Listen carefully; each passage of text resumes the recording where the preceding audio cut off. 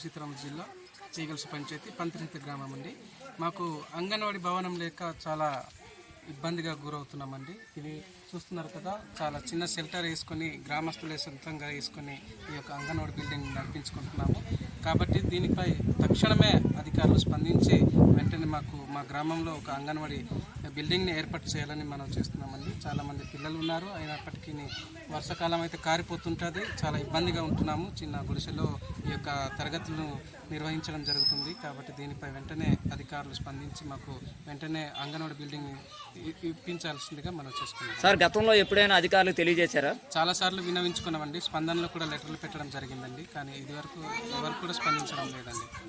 సుమారు ఎంతమంది పిల్లలు ఉంటారు? ఇంచుమించుగా 16-17 మంది ఉండేరండి గతంలో. చాలా మందికి స్కూల్లో జాయిన్ చేయడం జరిగింది. 3rd క్లాస్ 4th క్లాస్ కూడా మేము ఆ స్కూల్లోకి పంపించడం జరిగింది, 2nd క్లాస్తో సహా. Okay sir.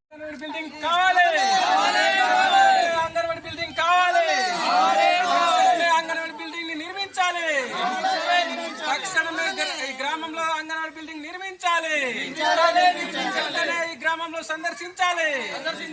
అంగన్వాడీ బిల్డింగ్ వెంటనే తక్షణమే కావాలి. ఓకే.